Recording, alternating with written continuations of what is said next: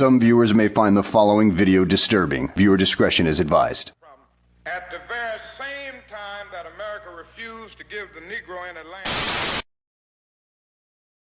our government was giving away millions of acres of land in the West and the Midwest, which meant that it was willing to undergird its white peasants from Europe with an economic floor. But not only did they give the land, they built land-grant colleges with government money to teach them how to farm.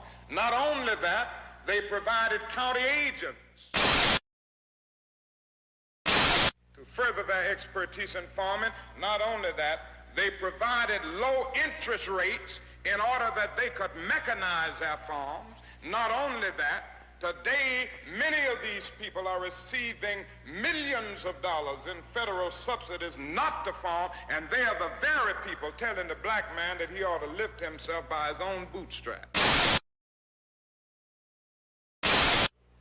And this is what we are faced with, and this is the reality. Now, when we come to Washington in this campaign, we are coming to get our check.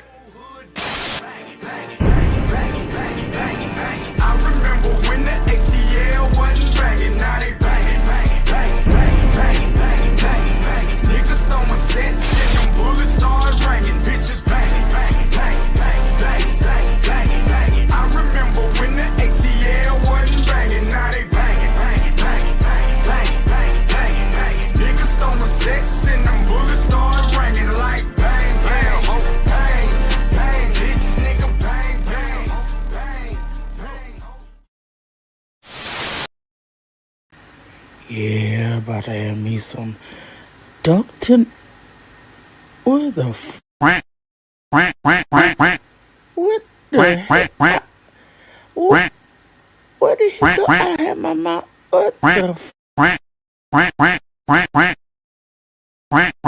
He's sleeping now. Because they want to get him good and strong. So a little before debate time, he gets a shot in the ass. First things first, in this lame duck session. My administration has accomplished more than almost any administration in the history of our country. America's so true.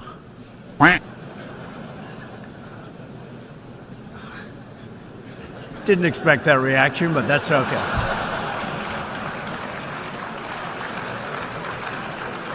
Right. Ladies and gentlemen, we got him.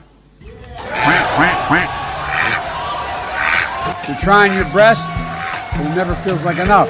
I started having second thoughts almost the moment I sat down on the plane. Lights off! Off! Turn them off. They're too bright. Turn them off. Turn them off. Let's go. Ready? Turn We off go back the a long lights. way. Turn off She was 12, I was 30, but anyway. So I changed my return flight and flew back on the first available flight I could take. tired of smart guys. I'm sick and tired of ordinary people being fleeced. I'm tired of being quiet. I'm sick and tired. I'm just sick and tired. We have this notion that somehow if you're poor, you cannot do it. Poor kids are just as bright and just as talented as white kids.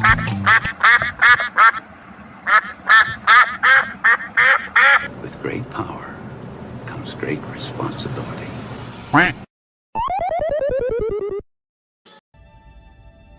Red alert. All hands stand to battle stations. Warning. Warning. Nigga babble detected. System overload. Warning. Warning. Nigga babble detected. System overload. Bless. Leif. Cleanse.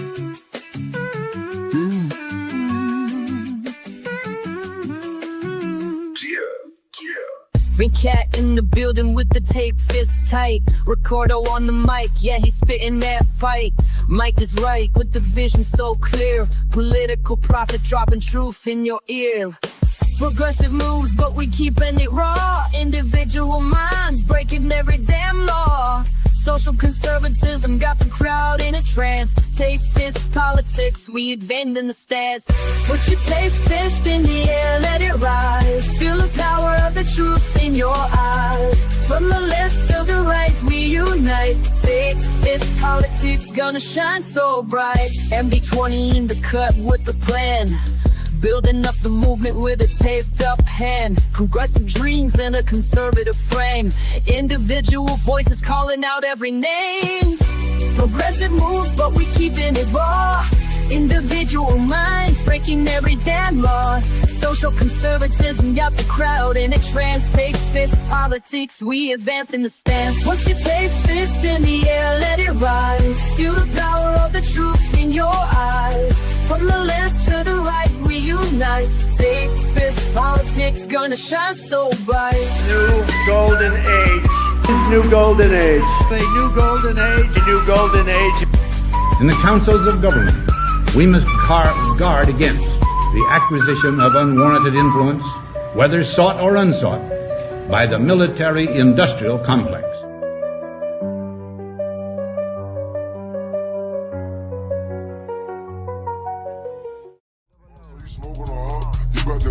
You talking choppers, you getting right. You wanna blow with the dope every night. Said he wanna subscribe, so we took him on life. Say you wanna get paid, you wanna be right. 18 4K got slapped with pipe. Still got on these shades, even though it ain't night. Cause they little pink pills too hard. Let's go on a SRT with a Draco tank. Got a little boy way, can't sleep at night. You gotta go get your motherfucking dough. You gotta run, say fuck out that hoe. I was just broken, I didn't have a friend, so I went in the trap and I sold me some dope. Let's for go. real. Poppin' purse, make her suck dick for an hour, get to work. I told the bitch to get nasty for double. She bought her best friend, they for each other. Okay for me, make her fuck my brother. Got a team full of players, free band, no struggle. Big 4K down to the door. Might get in there more, go dig with shovel. Break out the chopstick, hit on wherever. Broad daylight, bitch, I'ma get on wherever. Let's go, double O walk on this bitch, but I like to talk on this bitch. Hold on. Purpose said walk on this bitch, the purpose said talk on this bitch. Hold on. I just be geeking out drugs, taking all kinds of shit. Bitch wanna fuck, she fine, and she all kind of bitch. Running through this, I don't care about shit. The world one time, the original man got shot, he slide, little boy, you a bitch. 15 ball, one play on me. The following announcement has been paid for by Tape Fist Politics.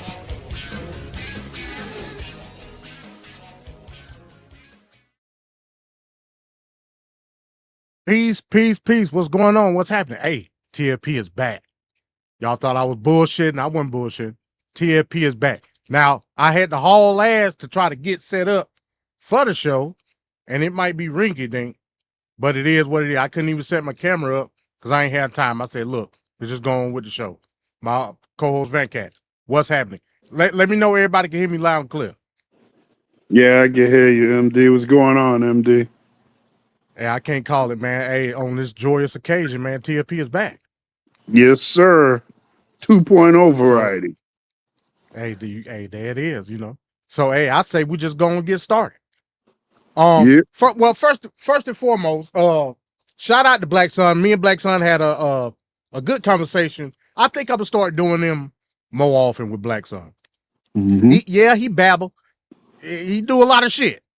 But I think I'm not gonna necessarily say I can turn him, but I can at least point out his bullshit, and he can get to the point where he can realize that he bullshitting himself. I think I'm starting to see that in Black Sun right now. He's still holding on. He's still holding on, but he know it's bullshit. You know, I just got to keep in his wheelhouse so he'll engage in the conversation. That's the only thing with Black Sun. You know, he'll one trick pony at the end of the day. Yeah. So you know you got to keep in his wheelhouse to keep him. It's almost like a small child. You know what I'm saying? You got to give him that one toy to keep his attention. You know what I mean? Comrade. So Comrade Black Sun. Comrade Red Sun. I told you that. Yeah. Red Sun, sunblock. You know, it is what it is. The Winter Soldier, all that shit. You know what I'm saying? So, you know, it is what it is. So we're going to go and get into the show tonight. So, yeah, we're going to get it. Damn, this sounds like great. I don't know why it sounds so good. But, hey, we're going to go and get into the show tonight, folks. Y'all see the title? Fauxgressive Provocateurs. Now, Van Cat was starting to go down the lines of a certain video that came out last week with Hassan Piker. I told him to hold off, so we'll talk about it this week. And it's the leading story of the show. So without further ado, let's go ahead and get into the video, and we'll see what everybody's thoughts are on the other side. My bad, that ain't it. Hold on. Oh shit. See, I know. Oh, here it go right here. I gotta add it to the stage because it wouldn't do it for some odd reason. I gotta add it to the stage.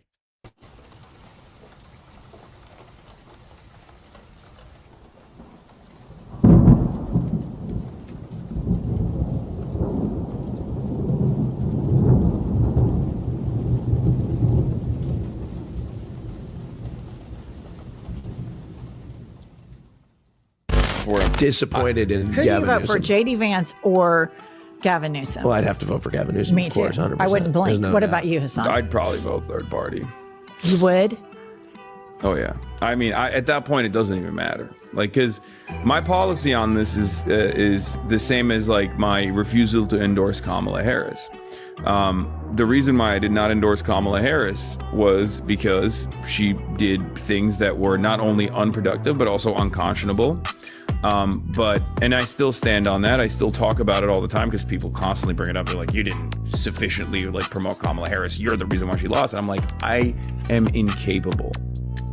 There is no singular force in this country that is capable of making or breaking an election.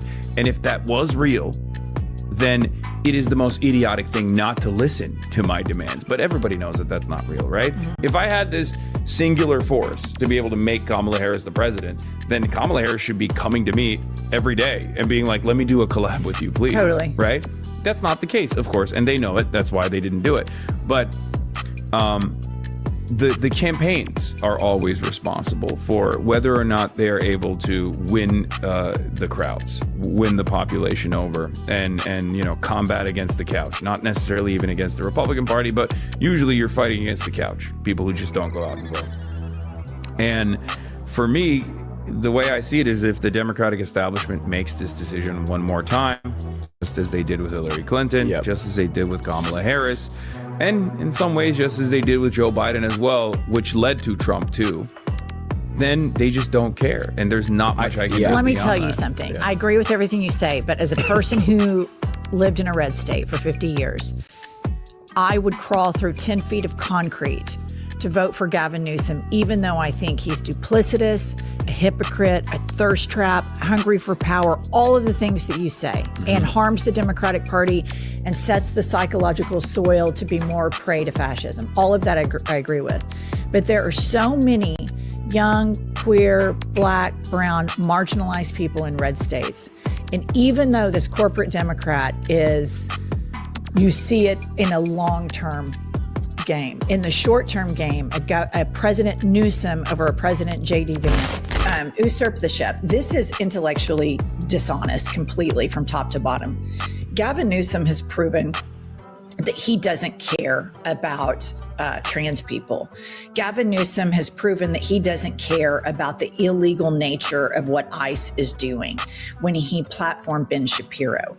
And so to put the burden of this on Hassan, who's saying, I'm not going to settle for a fascist collaborator who always is reaching to platform fascists and to find common ground with them, it's just intellectually dishonest because Hassan has a record of standing up for trans people. And when Gavin Newsom did that with Charlie Kirk, that pain was felt through the trans community far and wide. And Pete Buttigieg did the same.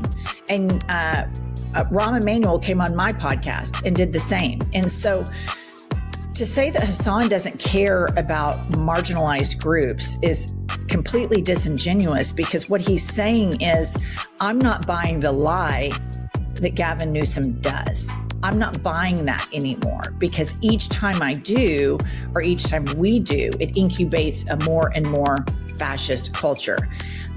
Here's the part of the video that they cut out that I think provides incredible context for the remainder of our conversation. Pop this up, Kylie. Enthusiastically crawl through 10 feet of concrete for all of the marginalized people. Do you feel like the Democrats know that, and that's why they get away with their ineptitude? 100%. That's what I mean. Yeah, so 100%. I'm like, okay, pause right there. I don't even.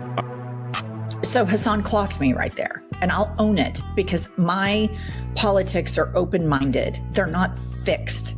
I don't play nanny boo-boo politics that, oh my God, you said you would vote third party, therefore you must be canceled. Number one, Hassan's not a politician. Number two, Hassan gets to think whatever he thinks.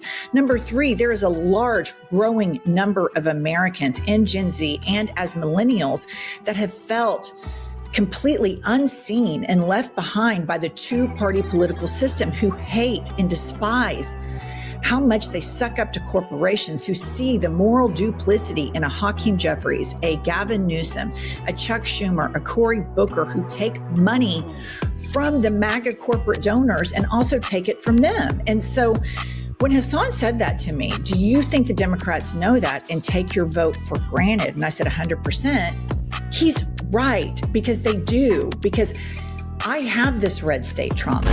So I end up thinking, okay, I'm going to do a harm reduction vote. The reason why this conversation is so important, listener, is because we have time right now to have these conversations and to move our politicians to a progressive populist platform. We have the opportunity right now to rid ourselves via primaries of corporate Democrats who lie to us and use our votes and take advantage of our votes and our compassion for marginalized groups and use them to their advantage to then curry favor with corporations and then go make massive stock exchange trades while in Congress. Okay, continue with that clip. Even entertain that stuff, especially this far out from an election. But even in the primary season, that's immediately the conversation is like, well, whoever is the candidate, you're going to vote for them, right? And you know what's really indecent about that too? They never return the favor for left flank candidates. Yeah, no. Because no one ever made hay about Bernie Sanders potentially becoming the candidate, and all of the articles that came out about how Trump might be more preferable to Bernie Sanders. Because they were writing those. Liberals were writing those articles talking about how, the head of Goldman Sachs, who was like, I'm a lifetime Democratic Party voter. I think, Donald Trump is better than Bernie Sanders. You just said 2 fucking days ago, you asked Austin and, I almost said Destiny, Hassan, if they would vote for Newsom over Vance in 2028. Austin said, yeah, no, of course. You, Jennifer, you said, oh yeah, absolutely, yeah. And then Hassan does his fucking vapid, idiotic rant, basically saying he doesn't even entertain that when you talked about like protecting trans people. I guess you changed in the last 2 days?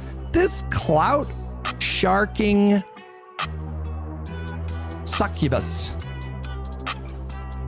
Talk about zero principles. These are the people that say that we have zero principles.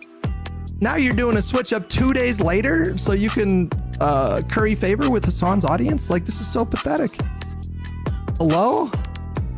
What do you mean you've changed? You're not blue no matter who? You just 2 days ago. What are you talking about? Was it that rant from Hassan that got you to, I was thinking about black and, trans people and red states. But now that Hassan did that stupid little fucking rant, I'm gonna do a switch up here. She got the shock training. The shock collar. Hassan yesterday when he was like, I'm not seeing enough movement. I'm not seeing enough movement from these lefty creators. I'm out on an island here, guys. They're attacking me. I'm not seeing enough movement. She got the memo. She got placed. She did. She literally got placed. There's a very decent chance that Hassan texted like 30 creators. Can you see what all the libs are saying about me? Can you believe this? Have you made a video about it yet? Have you made a social media post about it yet? We really gotta, like, the libs are getting too many likes, Jen. You gotta make a video. And I guess take back the thing that you said 2 days ago. I guess now you're not blue no matter who anymore. After fucking 2 days.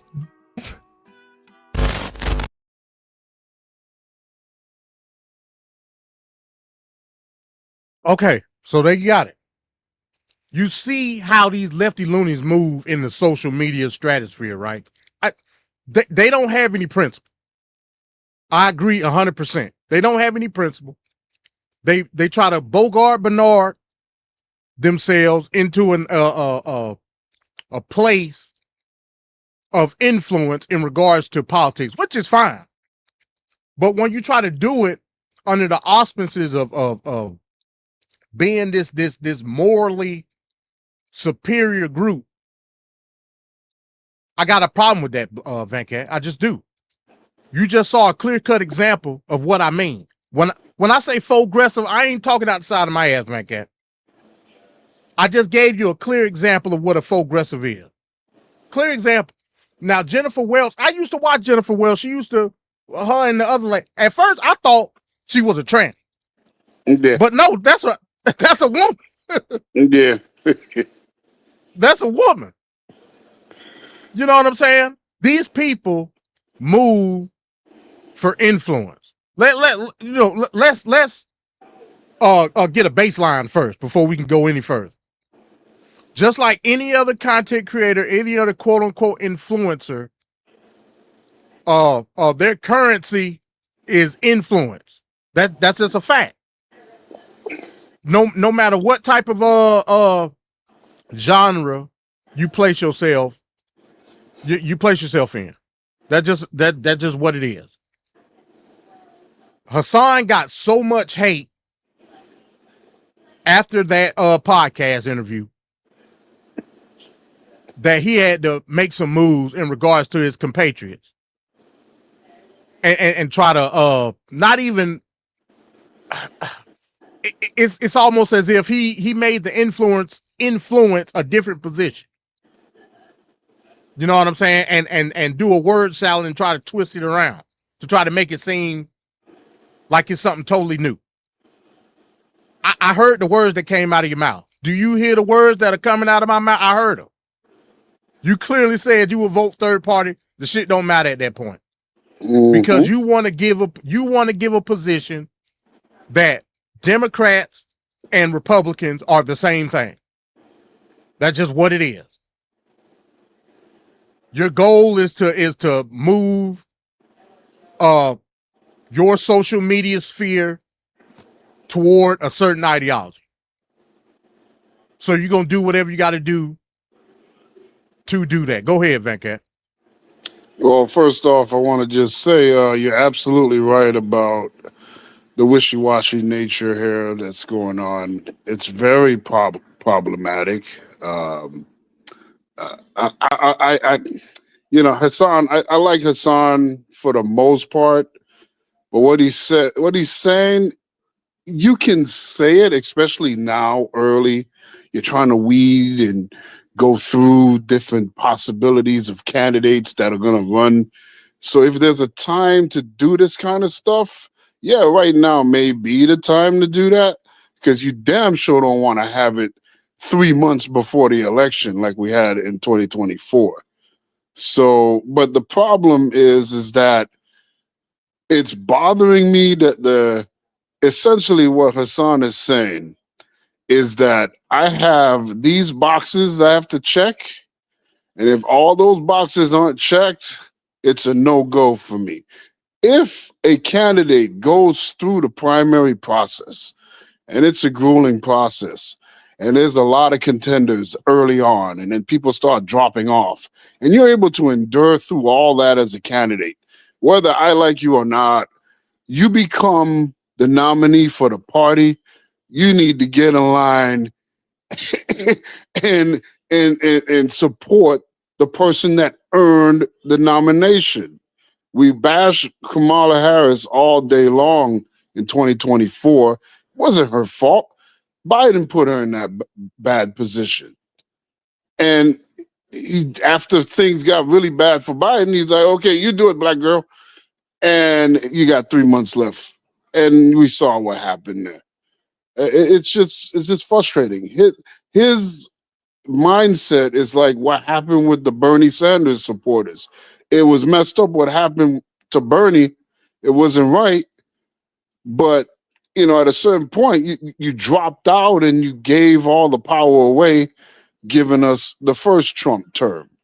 These kind of like protests don't really work. All you're doing is emboldening what you don't want to have happen. It is way better to have Newsom over JD Vance or over a Trump or any other one of these dungeon masters that they come up with next. Stephen Miller, who knows who they're gonna try to prop up. But yeah, this mindset has to go.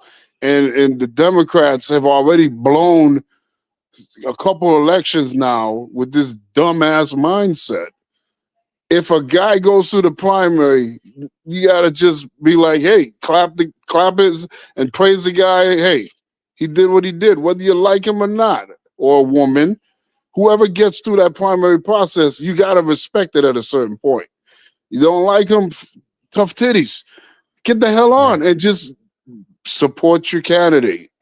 That's the part that really bothers me. The other thing that bothers me is this notion that somehow Kamala Harris is the worst thing on earth to vote for. What the frick? According to the lefty loony, she is. Oh, you just heard Hassan. They believe that Kamala did. You just heard Hassan dealing with the transgender issue and marginalized groups. They didn't believe she was doing enough in that regard. They didn't believe that she was going to be in terms of like border security, amnesty involved when it came to illegal immigrants. A whole bunch of shit. They put a jacket on Kamala based off Biden. Yes. Yeah, she said some crazy shit. Like I said, it was damnable for her to say, we always go back to that View interview when they asked her, what would you do different? She fucked up what she said. Oh, of course. Now, again, that don't mean that you throw Biden up under the bus. It don't mean that. Now put that up against the top 200 or the low 200 gaffes and mistakes that Donald Trump, and that was good enough for that guy to go in office twice.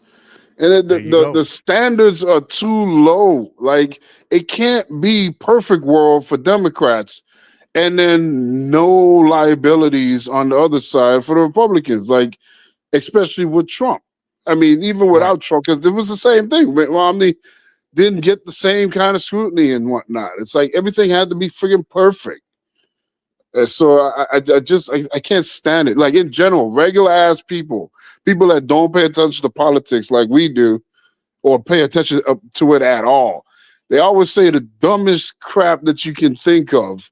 They say that they do a bunch of chest thumping, they do a bunch of I get it out the mud type talk, and then they go on to talk about how politicians didn't do anything for them, or that they need something from politicians and all this other stuff. In most cases, I don't even really care about stuff. I just want the rules to be set to allow people to be able to be successful. I don't need the politician to stuff my pockets and all this other crap. Just give me an opportunity, a shot to do something. That's all it is, really, the main focus, and stay away from my freedoms and my privileges and stuff like that. And we sat on the sidelines, these Democrats, and as a result, Roe versus Wade, that right is gone. Donald Trump has taken away so many acknowledgments and the achievements and whatnot off the website that black people have done for this country. They're trying to change the friggin' school system and the books and whatnot. Just trying to teach history a different way. Like, we're losing on a daily basis all kinds of things. And these ignorant ass niggas try to brush it off like it's not a big deal. It is a friggin' big deal. It's a real big deal. And we got cowards of today that are not standing for anything. And it's just allowing, really, I mean, anybody would have told me that Donald Trump would be in this situation right now. I'd be like, hell no, this guy's too goofy. But he's able to be emboldened because of the weakness of so many of the people in the in society, and it's just got to stop. Not and again, I don't put the full onus on lefty loonies. I don't. I think it would be asinine for me to sit here and say that progressives are the reason that we in this situation. They part of the reason, for sure, but it's not the totality. A lot of it got to do with people that just don't engage. Like Hassan said in the video, the couch.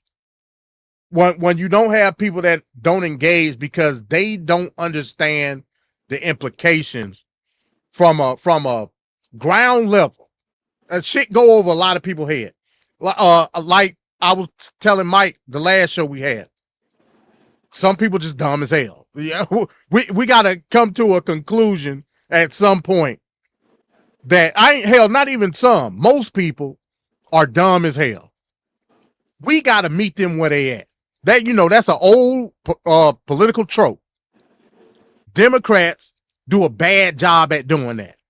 They try to do it, but it look out of touch. On top of that, Republicans take advantage of that very premise, right? Yeah. But when you got people that's running cover for the weakness of the messaging of the Democrats, it make it even worse. And that's going back to this vote blue no matter who and the two-party system. We get that. That's still no excuse to allow bullshit to happen. And that's exactly what we did in 16. That's exactly what we did in 24. Oh, yeah. That's just what it is. And for you to come out and say some stupid shit like that. Again, so when I used to debate, I used to do what they call like a Socratic questioning strategy, right? What that means is you put people in a hypothetical situation in order to gauge where they at when you debating them. That's why I like to do hypotheticals. It was a simple hypothetical. Nobody said that was the end all be all. Simple hypothetical fucking question. Who you got? Gavin Newsom, JD Vance. That shit shouldn't even be it should be no thought going through your mind with that hypothetical question. Right. In the context of what they were talking about. And you gonna fix your mouth and say some stupid shit like that? I can't deal with it, Van Cat. I just can't do it. Yeah. I can't do it. It shows me that you opposition. Just point blank, period. And the other thing too is that you got people that are like unengaged, just kind of just off the sidelines. They hear that type of response from a guy like that's supposedly all about politics and know about politics. They hear him say that, and now it becomes a domino effect, and now all these guys fall in line with that same mindset. And that's what's so damn dangerous about it. I don't mind the conversation to have because, scrutinize and tear apart what are the positives and negatives of Gavin Newsom. Is his positives really worth taking a risk on him being the president? What would he be able to do and accomplish, or what would he even try to accomplish? Because as we see with Donald Trump, he's completely ignoring all kinds of issues that he should be all over, that he promised he was going to be all over, and he ain't doing nothing. He's just sitting there. So again, Van Cat, I understand what you're saying, but I got to go back to it. It was a hypothetical. Yeah. The thought process of the weighing the pros and cons, that shit don't matter at that point in a hypothetical. But I mean, in that very specific boom, one versus the other, I'm talking about overall, because we supposed to be figuring out who are these guys that are gonna be in the primary. I mean, in the elections coming up, as far as who's gonna be the candidate.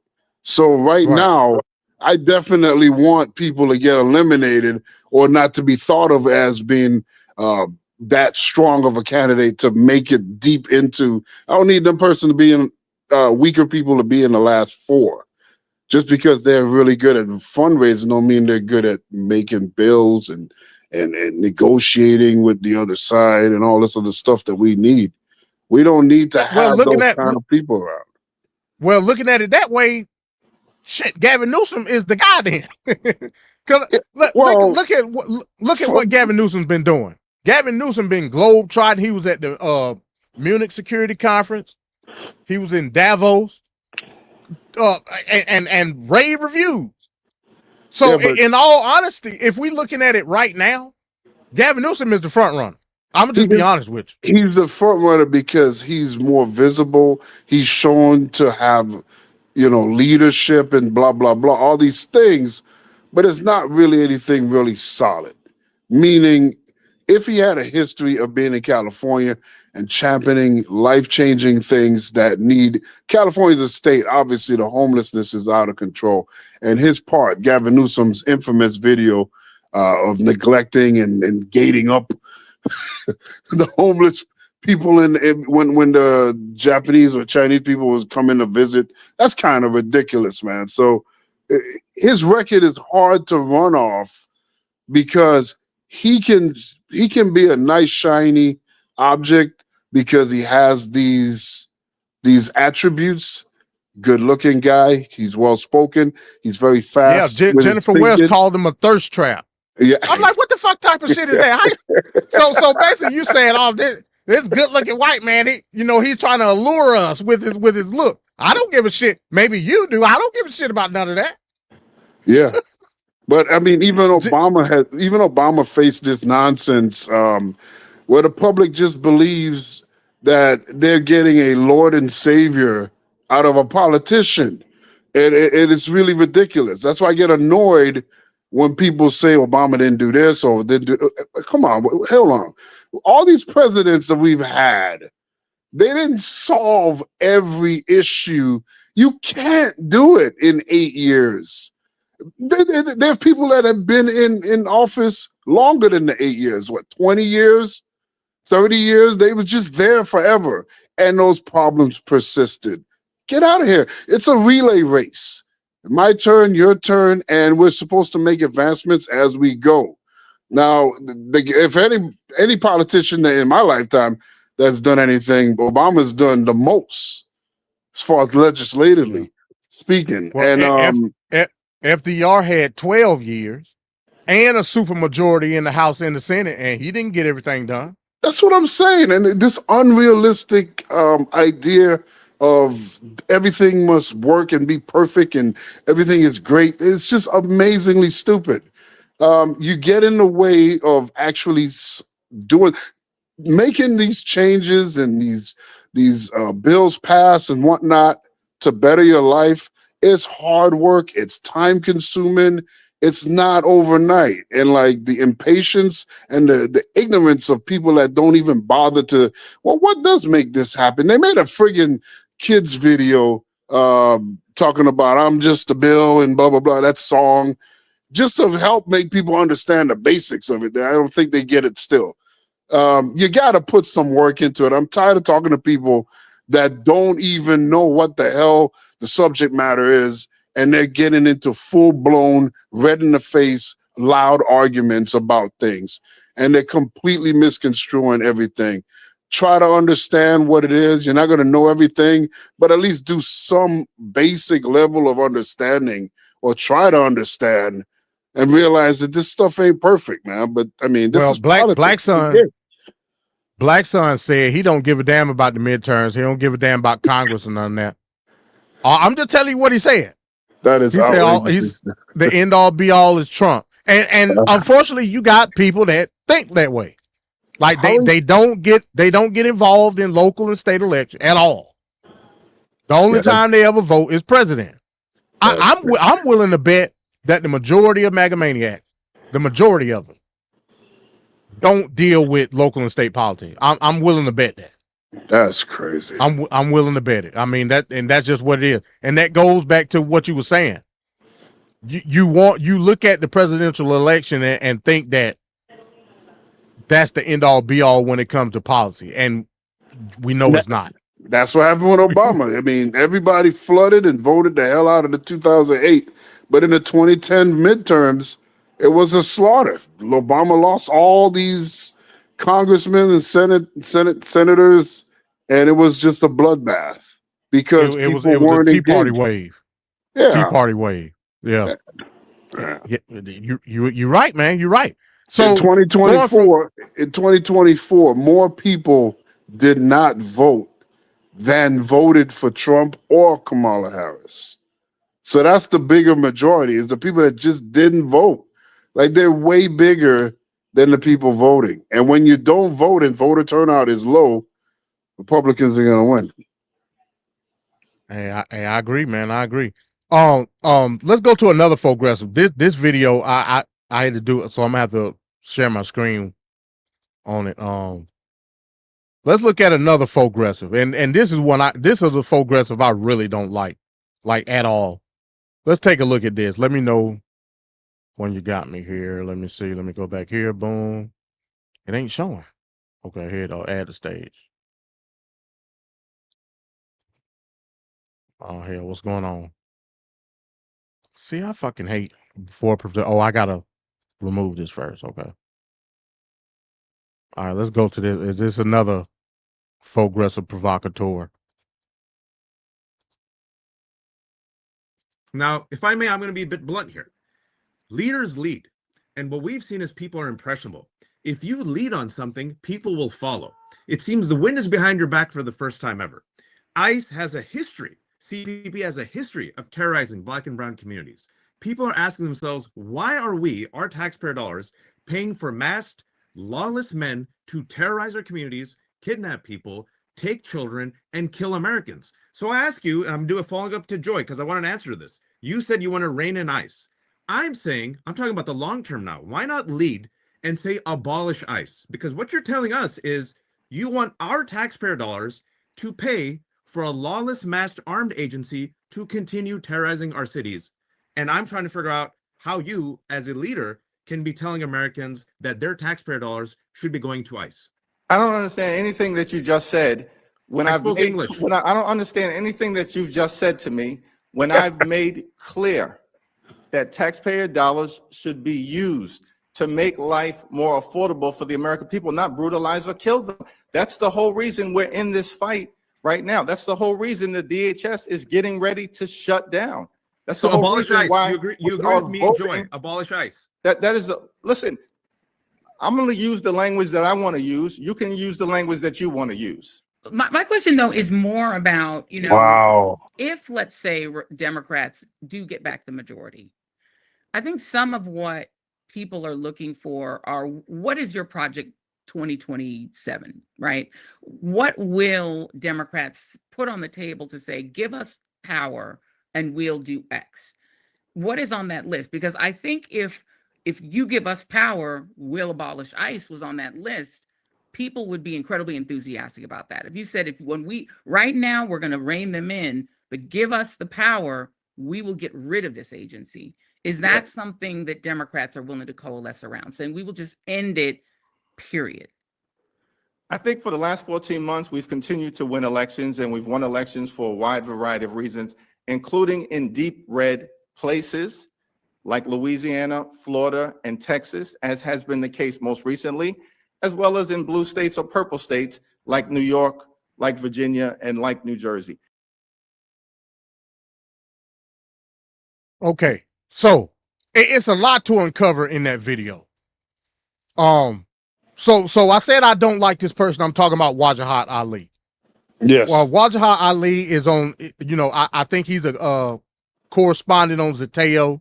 I know him from Danielle Moody's show. I don't like her ass either, but that's where I know him from.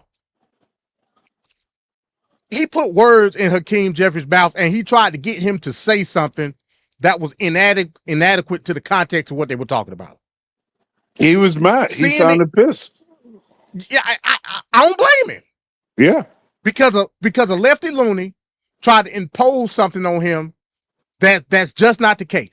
Again, I've heard Hakeem Jeffries. Now again, that's another guy. Hakeem Jeffries be on bullshit too. I still remember early last year when Trump got into office, the whole thing about telling Democrats not to pick up the phone when people were calling about what was that? The Doge shit. And people were calling in to the congressional office or whatever and telling Democrats not to pick up the phone. That's some bullshit. Hakeem Jeffries got his problems. But when it comes to ICE, CNN did an interview. everybody knows Trump is underwater with the immigration issue based on the optics of what ICE is doing. Everybody fucking knows that. Which was once a strength of his. What was once it was a strength, correct.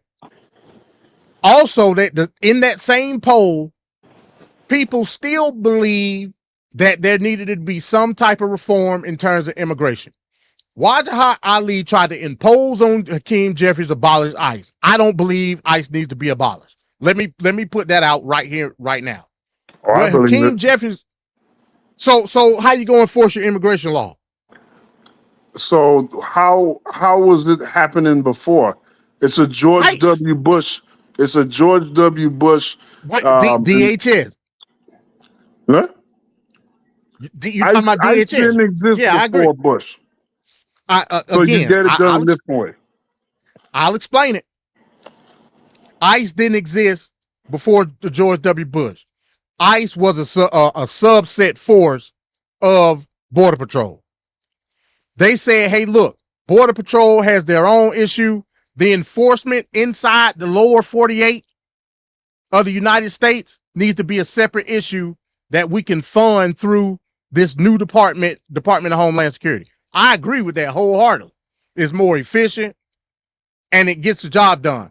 Throughout the years, the system has deteriorated. Last I checked, Van Cat, we had a bill, a bipartisan bill, led by what's the guy's name in Oklahoma? I forget his name. I know you're talking about. I remember that Republican guy, yeah. And Chuck Schumer. Yep. There was always something put into place that was going to reform immigration law. Cut funding. That's what everybody wants, because I agree wholeheartedly. You need to cut funding from a lot of these agencies. Right now, ICE in and of itself, funding-wise, is akin to some small country's military spending. That's a bullshit.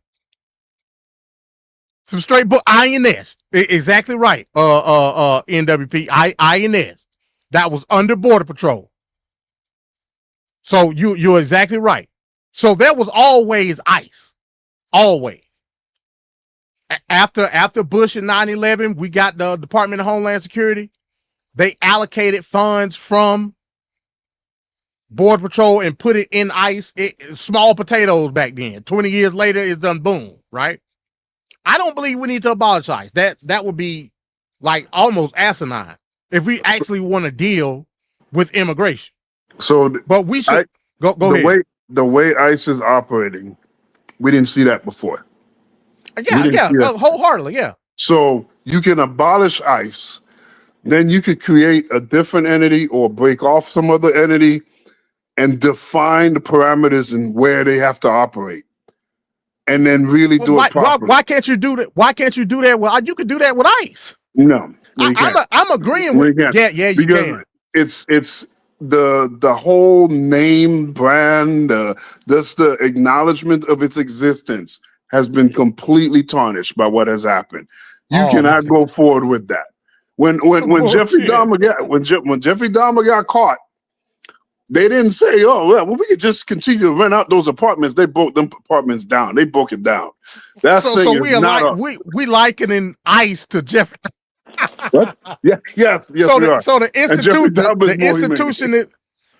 institution in and of itself needs to be abolished based on what a administration did negatively with said agency, is what you're saying. It's not a light thing. It's sour grapes. It's not sour grapes. It's not a light thing that happened. This isn't a little thing. People were killed here, so we gotta change course on that. That's a complete disaster as far as how it was handled, and it'll forever be tied. It'll forever be tied with the existence of that agency. That's bullshit, man. Okay. That's bullshit. NWP said, just like law enforcement, ICE has qualified immunity. Again, I don't agree with that. You can reform. So it's like it ain't like you can't reform ICE. I believe that ICE needs to be reformed wholeheartedly. But I ain't saying throw the baby out with the bathwater, Van Cat. Yeah, that's kind of harsh. No, all day. That's kind of harsh, bro. I can't I'm get just jiggy being with a it. Bolshevik. I'm just being a Bolshevik. Okay. Yeah, I forgot. My bad. That's my natural My habitat. My bad. But even in the sense of, if that's what you want to believe, fine, cool. You don't then try to press the leader of the party from the House of Representatives standpoint and try to make him say what you want him to say. Like that's crazy. That's crazy. And yeah, Hakeem Jeffries was mad as hell. I don't blame him. I do not blame him. Wajahat Ali was on I that don't blame him bullshit. either. I don't blame him. Wajahat Ali was on that bullshit. You don't come at no elected official like that. And fuck my constituents. Fuck the republic in and of itself. I'm gonna go off what you tell. Fuck off, man. That's what I would have told him. Fuck off. And I think that's what. Yeah. Well, it was YouTube. It was the Joy Reid show. Man, fuck off. That's what I would have said. and this is the problem with the provocateurs. They want it's Bogart Bernard. They want to put you in a position where it's either they way or the highway. Regardless of what implications there could be of your consider. Hakeem Jeffries is a congressman from New York. Wajahat Ali is from LA. What you gonna do about it? You ain't part of my constituency. You just ain't. And again, that goes back to what I was saying earlier. A lot of people disregard local and state politics, and they want to press you from a standpoint of what they perceive is national policy on behalf of the body politic, which is bullshit. Right. That's true. It's bullshit. Yep. We live in a republic, goddammit. You're not going to be able to superimpose what you believe on the entirety of the country. That's authoritarianism. And you do it under the guise of this magical word, Van Cat, called populism. There we go. Populism. And believe that, that's everybody's take. When you know damn well it's not.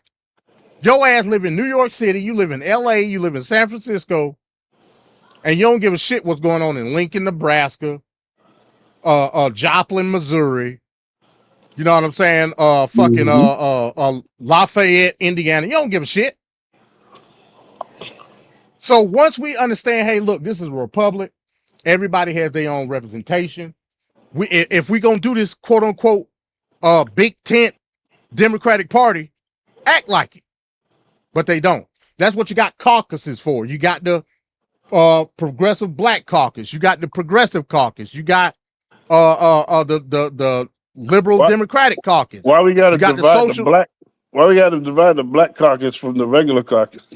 I mean, it's a lot of caucus. Well, it's interchangeable because you got some people in the Black Caucus that's in the Progressive Caucus.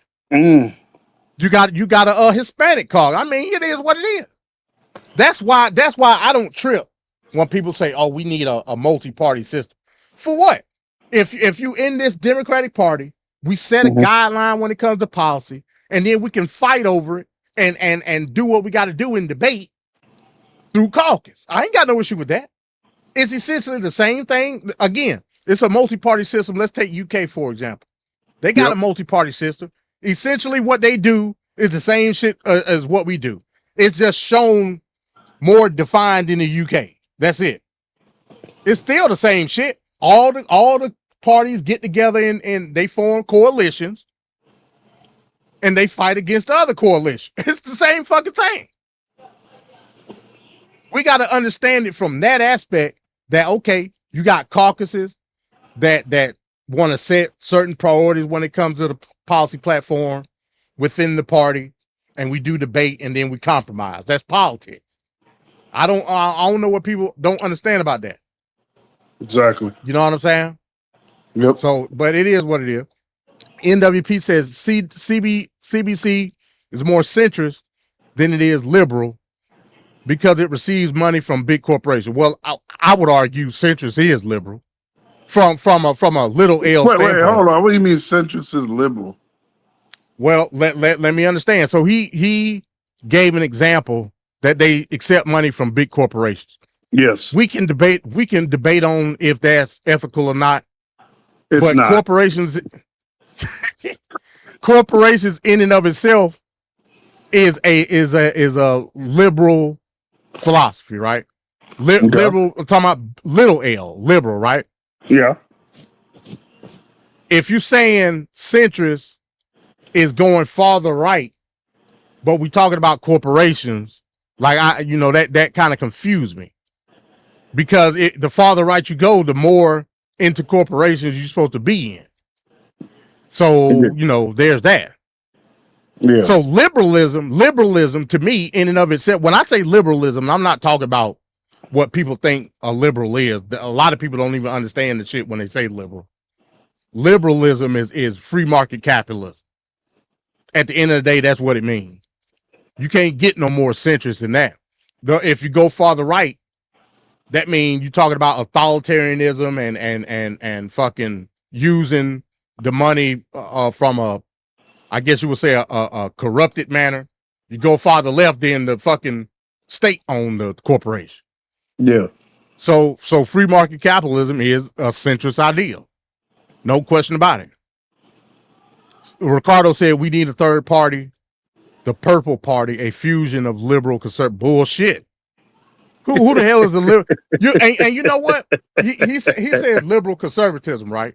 Yeah. And it's countries that got like liberal conservative parties, like the Tories and the Blue Party in Australia and shit like that. Yeah. All that's saying is, okay, I'm liberal when it comes to financial ideals, but I'm physically conservative. I mean, I'm fiscally conservative. Fuck that. Yeah. You know what I'm saying? Or even worse, social conservative. And I'm surprised that you said that, Ricardo, because we all know that conservatism is dead. We know this. Now we say, Ricardo says CBC is not centrist. I disagree. CBC is a government-owned entity. What the hell that mean? like again, if we talk, so that would mean that the Congressional Black Caucus is a Republican caucus then. Oh wow. Or you say government owned. I mean, see, it's confusing, man. It's confusing. And I guess we'll have to do a show again. You remember we did that show, Venkat, what side of the spectrum, the political spectrum? We might have to run that back, man. Because I think people may need a lesson on what a lot of this shit means. Yeah. You know? Hell, according to that test, remember, it said I was on the right any fucking way. Well, I guess in a certain aspect I am. Yeah. You know what I'm saying? But it showed that I was the true individual because I believed in freedom. Oh, yeah. The test showed it. Hey, I didn't say it. The test said it. Everybody else was to the left. So if you want to look at it that way. Ricardo was in the middle. Ricardo was in the middle. I was the most left person on there. And then what's the name was close to me, Mike. Oh, okay. Yeah. And I was about freedom. Yeah, you was down on my side because remember, the higher you go is authoritarianism, the lower you go is freedom. Yeah. Then you got the left and right. I was in the right bottom quadrant. Mm-hmm. So it said I had like some financially right wing policies, but I was like way down. So me and Venkat about freedom. He just a lefty loony. And I guess you would call me a anarcho-capitalist. You know what I'm saying? It is what it is. But we true to it. This is what we do. But let's get to, because like I said, I don't want to be, it's 9:55 already. Let's get into the next video. This is the one that I wanted, like this is a sidebar. This ain't really about politics. Depending on how you look at it. But let's look at this. This real quick. Your boy is bouncy.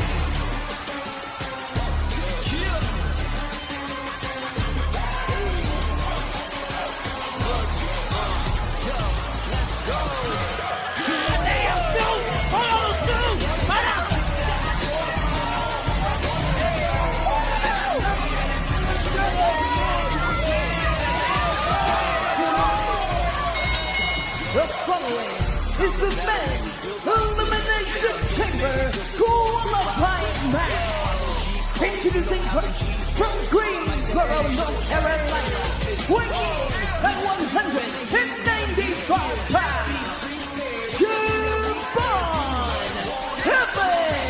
The following announcement has been paid for by the New World Order. He's an incredible athlete.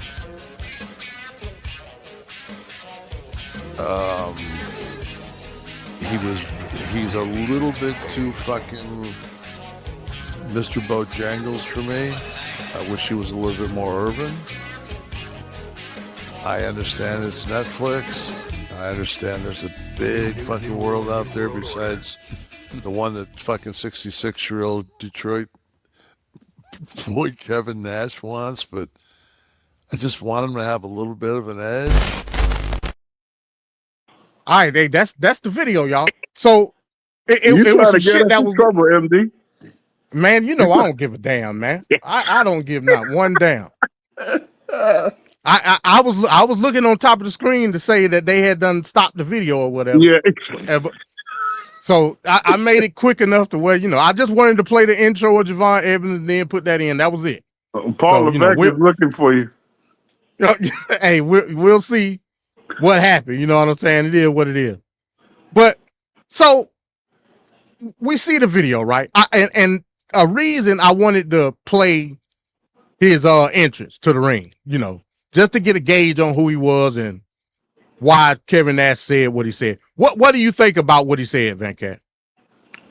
Well, like I was saying before, it sounds like a white guy kind of defining how it is to be black, like what you should be. I think when it comes to black people, and very much so when it comes to black wrestlers, you know, everybody has a gimmick, a character, their shtick, right?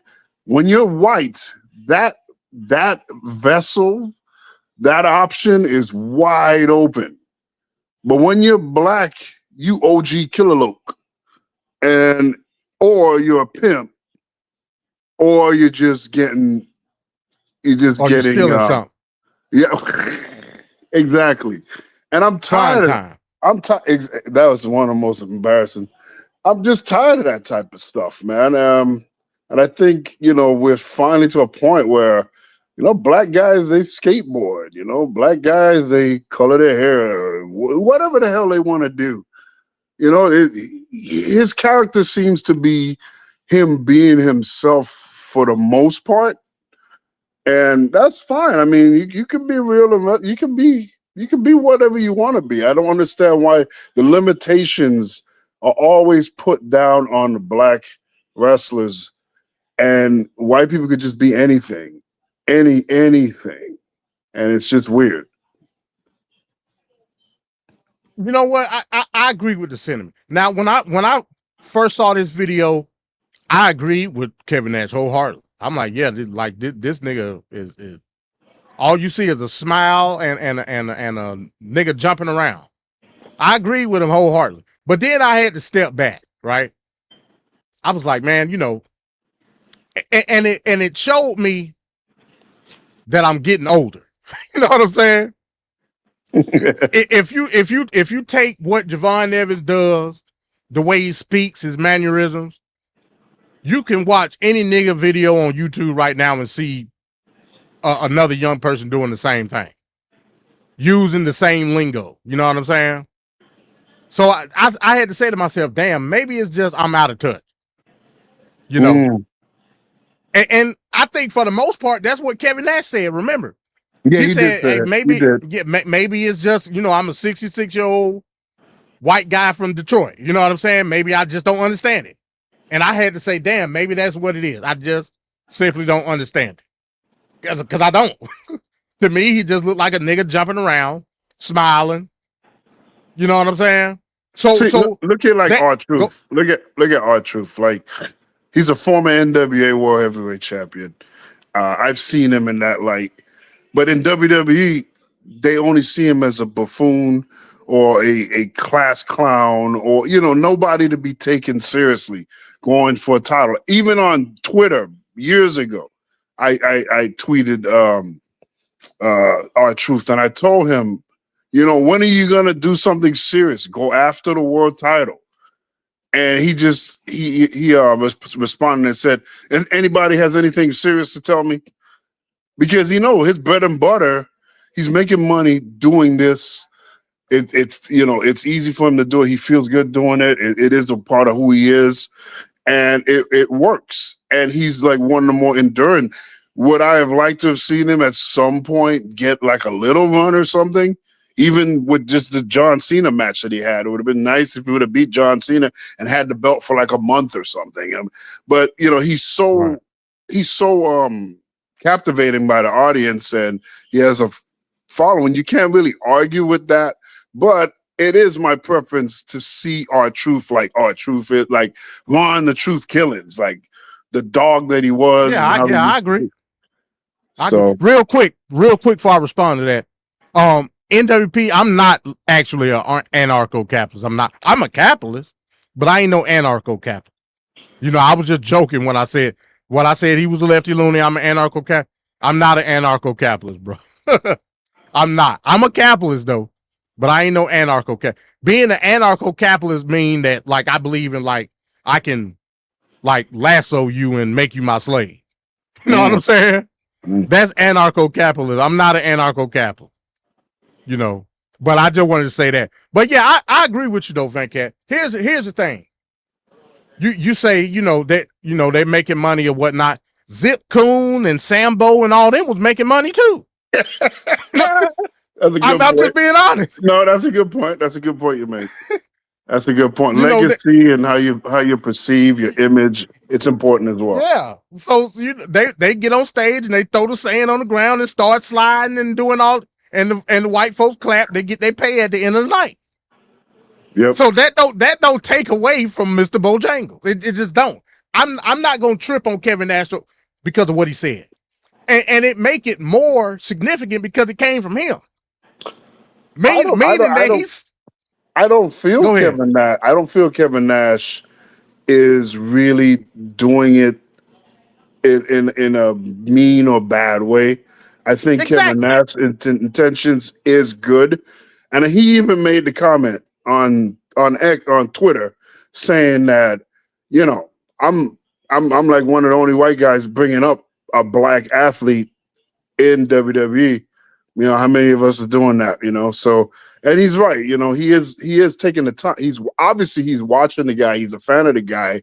He sees something good about the guy, and he's just giving his take on what would make him better.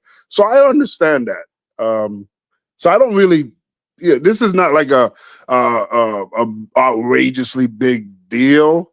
It just sparks a open dialogue. That's interesting to have. It's been a big deal, Venkat, because a lot of people not in my online. Eyes, I know. Yeah, those guys I get what you're saying. Yeah, but online, people have been making it an issue as if he didn't have a right to say what he said. I beg to differ. And again, like I said, he ain't racist. Yeah, he ain't. Venkat, let's be honest. Let's just keep it real. Most black wrestlers are cornballs. Would you agree with that? Yeah. Yep. Okay. All right. Cool.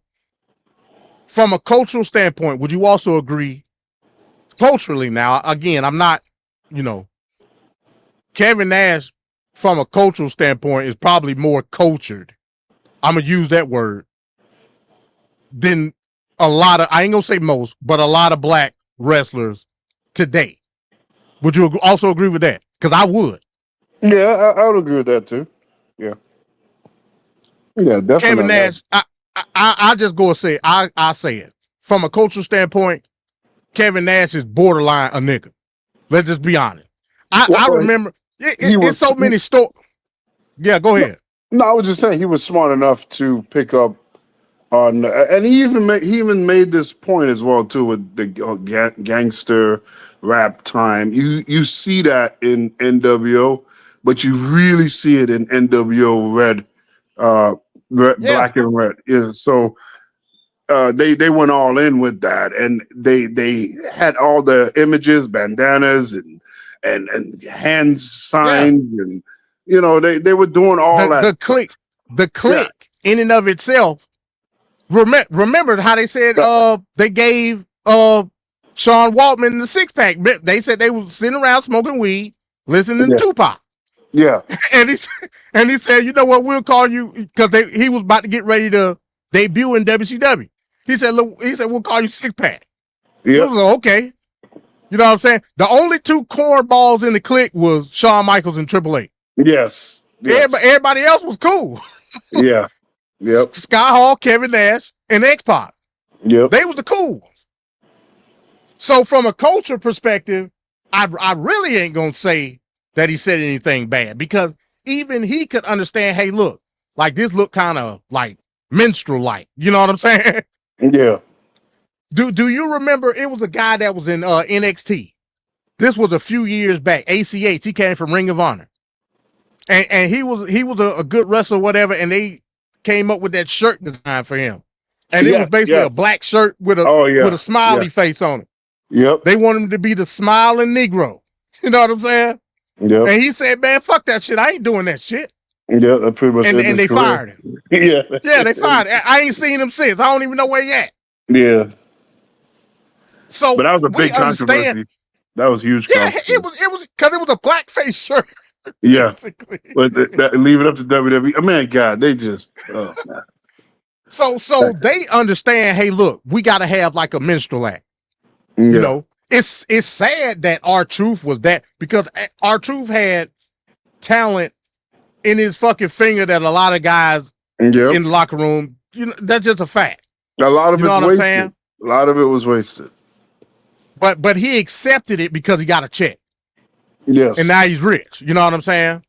I'm not gonna trip on it. But just understand what you're doing is all I'm saying. Mm-hmm. It's so, and to contrast that, and I was talking to Trevor, shout out to Trevor. I was talking to Trevor about this on the group chat or whatever. Okay, you can chop it up to, okay, Javon Evans is young. You know, he's hip to what's going on right now. Okay, fine. I'm out of touch. I tell you who I am hip to, Trick Williams. And he's about the same age as Javon Evans. Yes. So why can I identify more with Trick and not with Javon Evans? Right. Trick is the shit. Yeah. You know, it could be just contrast to style. I don't know. But Trick Williams is a fucking superstar. Yeah. That's just a fact. I think Trick Williams might be our very first truly, and I don't want this. I ain't trying to make this shit into no like argument enough. Trick Williams might be our truly black first ever WWE champion. Now I know we done had Kofi. Wait a minute. I know we done had Big E. Fucking what's the guy's name in the Hurt Business? Shit. Oh, what's the name? Bobby Lashley. Yeah, Bobby Lashley. I don't even count The Rock. Just throw him away. No, come on. I don't count. But no, I'm sorry. Booker T. Booker T was the first. No, he never won the WWE title. He was a world heavyweight champion. He was the world heavyweight champion. Yeah. King Booker. So you just named. So I'm talking about WWE champion. Big E, Kofi, Bobby Lashley. Oh, and don't forget Rock. What's the name? Don't forget not Shelton Benjamin, but Kingston, Kofi Kingston. I named him then. Yeah, I said Kofi, Big E. Oh, okay. Yeah. So Trick Williams might end up being our very first black WWE champion, is what I'm telling you. That's just a fact. He got star written all over him, Van Cat. He a star. Now, that's just what it is. Are you looking past his limitations in the ring, though? Yeah, he sucked. Okay. He absolutely, but this WWE, don't none of that shit matter. Yeah, he suck ass in the ring. I'll be the first to tell you that. Yeah. But as far as presence, mic skills, demeanor, he got it, Van Cat. He just got it, man. But so you just gonna overlook Omar Femi? Omar Femi ain't black. Don't start that one again, MD. I said black. Is what Oh, come on. God, Amy. Oh, yeah. I'm going. I'm going with the skin color and what white people see. That's what I'm going with. That's how I identify oh, black. it's about what the white man tell you what black. Yeah, I got you. Got you. Yeah, now you turn it around on me. Oh, No, I'm just playing with you. But yeah, even Obafemi, right? Obafemi got the presence. yes. He got the presence for sure. Yes. I've heard him a couple of times on the mic that that's up for debate. But even with Obafemi, I look at Obafemi as the Tarzan character. That's what the fuck he is. He come out doing the stupid ass walk. Just a stupid ass walk. But he a powerhouse. If he can get the Brock Lesnar treatment, I'll say the same thing with him. Like he a fucking star. But it all depends on how they book him. And we know how that go. You know what I'm saying? Yeah. So I mean, look how they did. What's the guy? Omar. Look how they did him. Yeah, that's uncalled for. That was horrible. So it all. Yeah, I agree, man. But like I said, when it comes to black wrestlers, at the end of the day, they try to portray them in a certain way, based on signs of the times. Almost. We know that wrestling is just a satire of reality. That's all it is at the end of the day. Yeah. You know what I'm saying? So unfortunately for black folks, they portray us in a certain light based on what the perception is. So some some slipped through the crack. Like I said, we know why Rock slipped through the crack. But, you know, let's not kid ourselves. You know what I'm saying? We know why he slipped through the crack. But it's been other wrestlers. I'll even say, from a lesser degree, Booker T. Booker T played the nigga role. That's because Booker T is a nigga. Let's you know what I'm saying? That's what it is. But Booker T was able to put himself in a groove and get in a position where he was a top guy. Unfortunately it was on the later end of WCW. And eventually they really didn't have a choice but to put the title on him in WWE, because how they played him out in the transitioning from WCW to WWF. So he came out pretty good. But even a guy like Booker T done said some stupid shit. Yes. Like some real stupid shit. Yep. You know what I'm saying? I remember the whole thing with Booker T and Swerve, and the way he's talked about certain other black wrestlers and how they conduct themselves. Booker T done said some, and again, I don't use his word. I don't use it. But in the context of how we define it, Booker T done said some coon ass shit. Yep. And he won't acknowledge Triple H's diss of him, with your nappy hair, and you get people like you don't get to be champions like people like me and all this other bull. He will not acknowledge it as being what it is. Yeah, come out here doing your spinneroonies and your suckers, and I remember that shit, man. I remember. Yeah, he definitely got a job. If he don't fall in line, he ain't gonna have that job. Yeah, I saw something a couple of days ago. I think it was the Wrestler Observer Awards. They do like an award show. Mm-hmm. He won the worst announcer of the year. Yeah. So, there's a video of Booker T responding to that. I didn't finish watching it. I had it playing and then I turned it off. I need to find what he thinks about it. It seemed like he was just smiling and laughing about it. He wasn't taking it seriously, but hey. Yeah. All right, so we got some updates on the Texas Senate race. I'm pretty sure everybody knows about. I don't watch Stephen Colbert, but at this point, like, it is what it is. Everybody knows about it. Let me play this next video. Late night host Stephen Colbert sometimes criticizes President Trump or members of the administration, and now he's criticizing this network. Colbert claimed again last night that CBS told him to drop an interview with the Democratic U.S. Senate candidate from Texas. CBS claims that is not the case. The interview has been posted online. Elaine Keano has more on this argument and what is behind it. There's another big story today that I never got to over in my monologue, and it's me. For a second night in a row, late-night host Stephen Colbert criticized CBS after he said the network made him pull his interview with Democratic Texas State Representative James Tallarico on Monday in fear that it would violate the Federal Communications Commission's equal time rule. We were told in no uncertain terms by our network's lawyers, who called us directly, that we could not have him on the broadcast. The equal time rule requires broadcast stations to give equal airtime to candidates running for the same political office. Late night and daytime talk shows have been traditionally exempt. But in January, the FCC said it is revisiting that rule, writing in a memo, quote, "A program that is motivated by partisan purposes, for example, would not be entitled to an exemption under long-standing FCC precedent." Let's just call this what it is. Donald Trump's administration wants to silence anyone who says anything bad about Trump on TV because all Trump does is watch TV. CBS said Tuesday The Late Show was not prohibited by CBS from broadcasting the interview with Representative James Tallarico. The show was provided legal guidance that the broadcast could trigger the FCC equal time rule for two other candidates. Every word of my script last night was approved by CBS's lawyers. I got called backstage to get more notes from these lawyers, something that had never, ever happened before. And they told us the language they wanted me to use to describe that equal time exception. Monday was the first known time a late-night talk show changed its programming since the FCC issued its new guidance.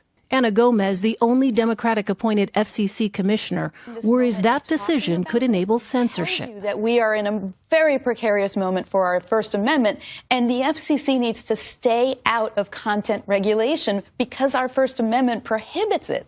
But Trump-appointed FCC Chairman Brendan Carr has stood by the new guidance. Congress was clear that the FCC has a role with respect to bona fide news. They were worried that TV programmers would, broadly take advantage of trying to claim they were bona fide news when they weren't.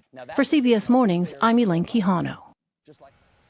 CBS says The Late Show decided to post the interview with Tallarico on YouTube rather than providing equal time options to the other candidates. So far, it has more than 5 million views. Congresswoman Jasmine Crockett, who is also running in the Democratic primary, said last night that she has no issue with Colbert's interview with Tallarico. She's been on The Late Show several times. I have been briefed somewhat about this Colbert situation. Not fully, and I'm waiting on a statement. I have done Colbert a number of times. If you paid attention, I've done Colbert a number of times, I've done The View a number of times, I've done Kimmel a number of times. I've done all these shows a number of times. We did receive information suggesting that the federal government did not shut down this segment, number one. That is my understanding, that the federal government didn't shut this down, and we will do an official statement once we get another official statement that we anticipate is going to be coming from Paramount.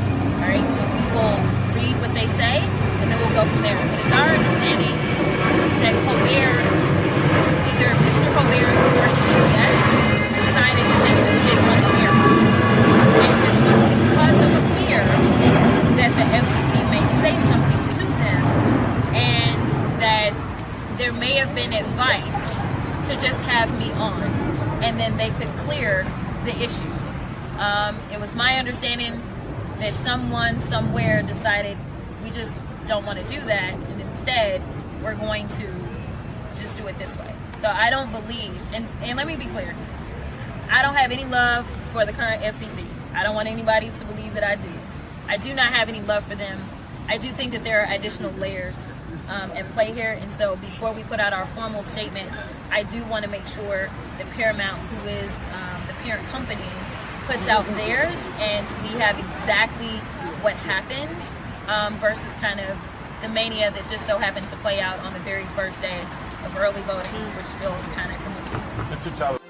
I don't know if I'm getting the full story out of Colbert or out of CBS, but I'll tell you who the real loser is here, and it's Jasmine Crockett. Here are the questions I have that we don't have good answers for. Was Barry Weiss instructed CBS lawyers trying to spook Colbert from even putting on Tallarico and they just wanted to keep out of this? Did Colbert only hear, oh, they're trying to stop me from putting on Tallarico? Screw them. God damn it. Did Colbert and Tallarico, were they just simply looking for a moment? Did they stumble into something? Because now Colbert has done more to help Tallarico's primary campaign than simply airing the interview themselves, because Tallarico has been trailing in the polls. Tallarico has not been as good of a candidate since Crockett got into the race. Like I said, the loser here is Jasmine Crockett.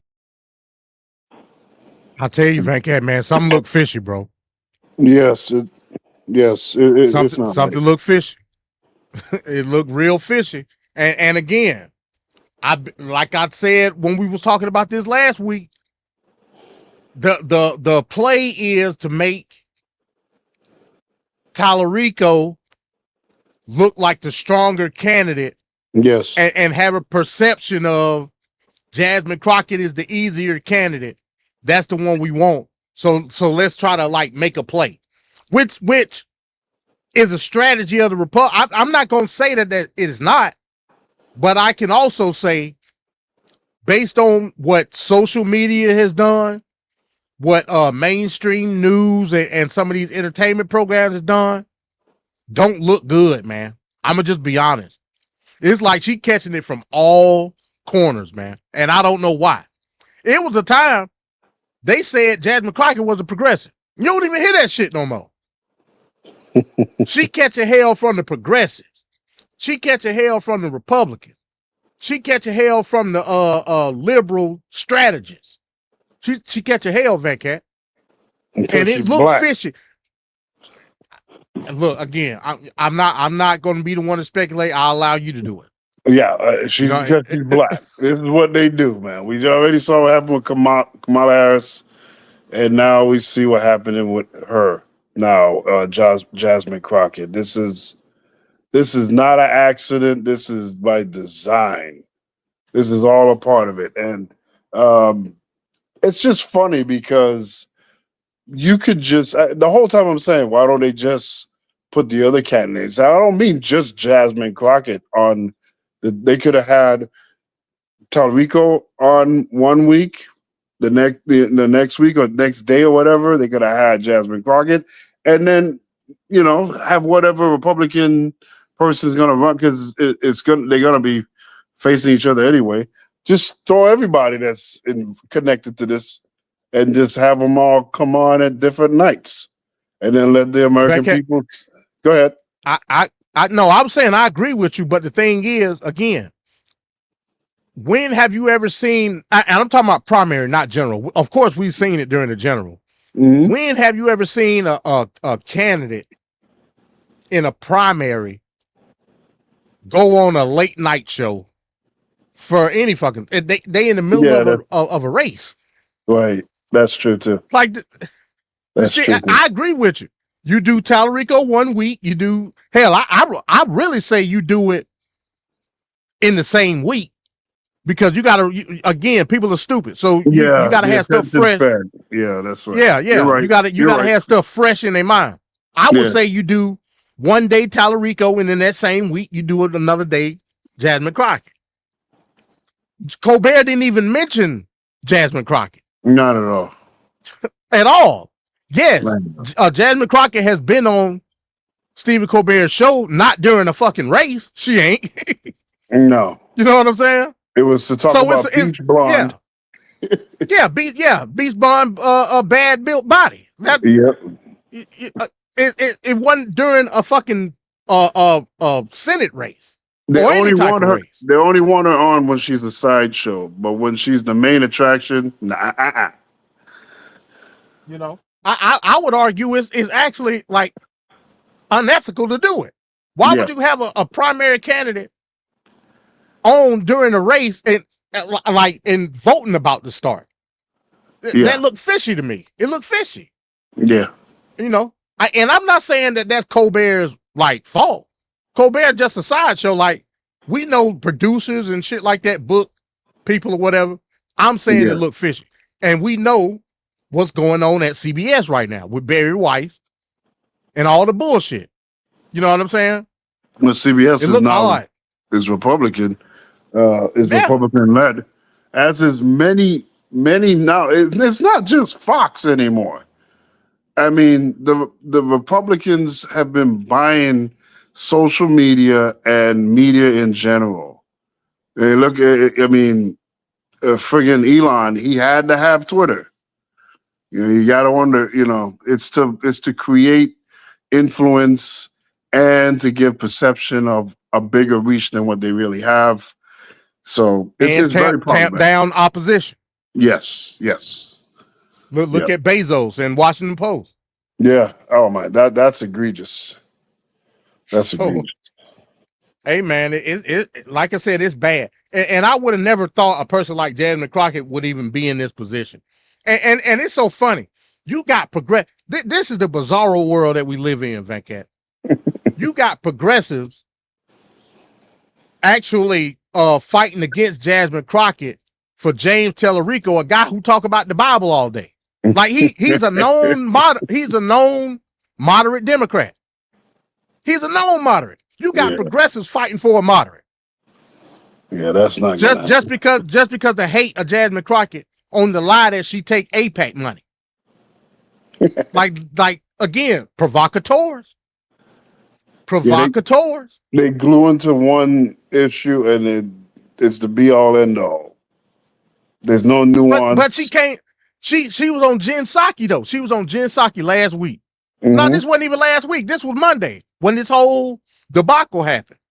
Yeah. She was on Jen Psaki's show, and Jen Psaki asked her, "Hey, you know, it's been an issue about AIPAC." She said she don't take AIPAC money. She don't. She went on Joy Reid show. I think she was on there yesterday. Mm-hmm. And Joy Reid asked her the same thing. And that's another grifter, Joy Reid. Joy Reid wasn't like this until after she got fired from MSN. Yeah. MSNBC, I believe. She wasn't like this. And I didn't like her then. Now all of a sudden she this champion progressive just out the blue. Get the fuck out of here, man. Provocateur. And that's just what it is. And again, you said it, I didn't. She's a black woman. Yeah. But they want you to believe that the Republicans want her to win the race because she's the easier target. I beg to differ. I know. It's ridiculous. I think it's the other way around, actually. Yep. You know, if Jasmine you ask Crockett me, has name recognition. Tellerico, we just hearing about him recently. You know, but look at all the money. Look at all the money he done amassed. Just like they said in the piece, like all this money that just alone in that 24-hour time span from the whole controversy with Stephen Colbert, and a day later he had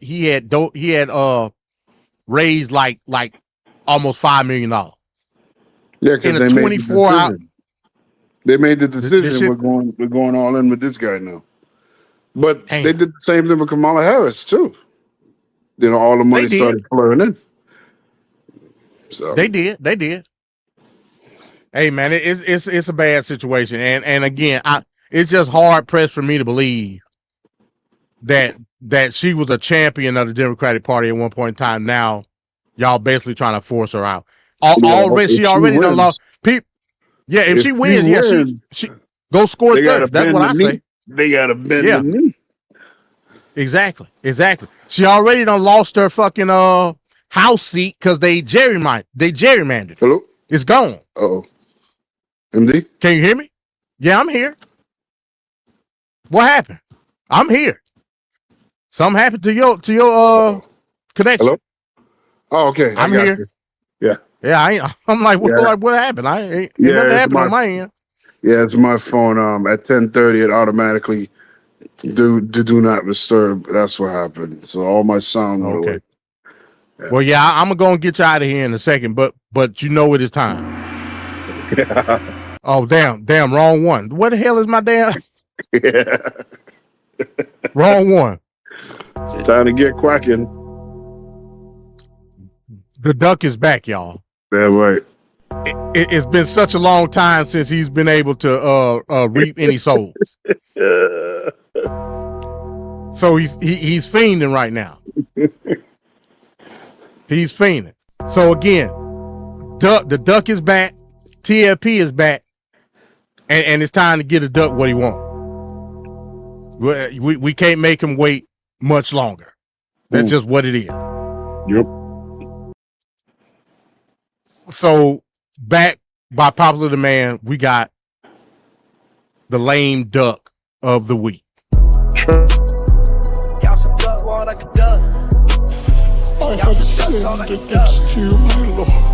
I want you to listen to me. I'm going to say this again. I did not have sexual relations with that woman, Miss Lewinsky. Now a story lead by him to see it again is Perry Manuel. Let me reassure you, the things that you will see in that story, those are not the words of Mark Robinson. We finally beat Medicaid. Thank you, President Biden, President Trump. He's right, he did beat Medicaid, beat it to death. Like a dog. Feathers fly in the air. Waddle in here, waddle in. Y'all so duck, yeah, you's a duck. Dog look like a dog. Energy, like we should rip people apart from their families. Are you a man? Wow. Wow, is that a question? Wow. Okay. How do you feel about ripping people from their families? Does that feel good? Fucking house nigga in here. Sir, I need to move. Fucking house nigga working for the fucking KKK. What the fuck's wrong with you people? Why are you calling a woman a man? Sir, I mean, what kind of a guy does that? Fucking house nigga, bitch. Go up for your fucking slave. 99.9% of the time, it is wrong for a white person to call a black person the N-word, but we may have found the exception. In Minneapolis recently, a white anti-ICE protester was in a group of anti-ICE protesters yelling at a black ICE Gestapo agent. An unidentified white male called the black ICE agent a house N-word who's working for the KKK. That's right, we have a white man calling a black man the N-word. But this is a little bit different. White on black usage of the N-word is a very serious issue.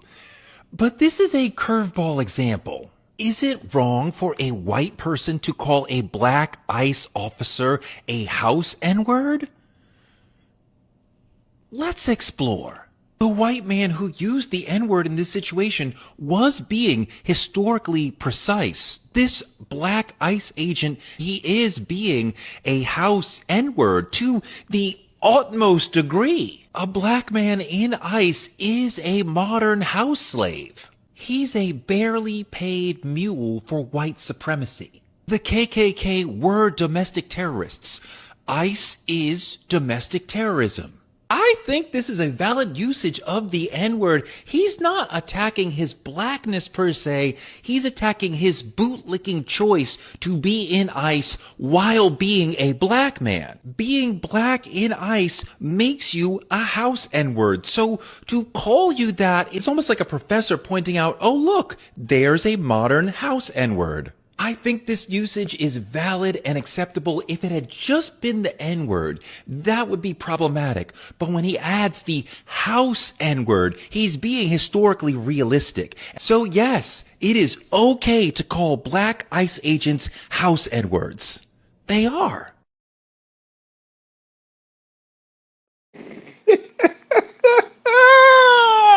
This guy Torre need to have his ass whooped. He need to have his ass whooped. I don't know, man. And what you mean you don't know? It's wild, but I mean he's kind of right. He's not right. He's not right at all, bro. He's right. He's right. He's not right. The point that ICE agent is a house nigga right now. He really is. So okay, let's use that logic, Pancake, because I find it troubling that you even said that. Let's use that logic though. Go ahead. So we're in the early 1800s. on the southern plantation. We working out in the field. A master come out and say, "Hey, look, niggas, I'm putting this form out here on this post for anybody that want to sign up to be a house nigga. Y'all just sign the form, and we'll be conducting interviews for y'all to come and work in the house." Yeah. The key word in Torre's post was choice. That's the key word. It wasn't a choice to be a house nigga. That's one of the parts that I disagree with Malcolm X on. When he did his whole spiel about house nigga. Because we're talking about a mindset. A slave was chosen by the master to work in the house, and they put certain parameters on what they could do and put them in a certain position socially of having a complex of superiority over the people that were working outside. They didn't choose that shit. And we're talking about impressionable in the eyes of not knowing no better. All you know is being a slave. So that's why I disagree. Go ahead. So with that being said, though, if those slaves in that time had that option, I'm sure that a lot of them would want to, if not damn near all of them would want to be a house nigga, because you're not in the hot sun, you're not doing as much physical labor. All right, then. So it would be a choice. But they wouldn't be, because they don't have that choice. Okay? No, they don't have that choice at all. If they had the choice to be field or house, if they had the choice, they don't have the choice. So I mean, you're trying to put. Well, okay. So if I'm going for a job, I'm going for a job, but I don't really get the job. The person hears me out, and then they decide. So it's not my choice, right? So that goes back to the logic that I use in my example. You make it seem as though that the master put out applications on the table for niggas to fill out. I know what you're saying. In order to be a house nigga. Like, again, it's bullshit. If I hear any white person say anything, I don't give a damn how bad the situation is. I'm popping them in the mouth.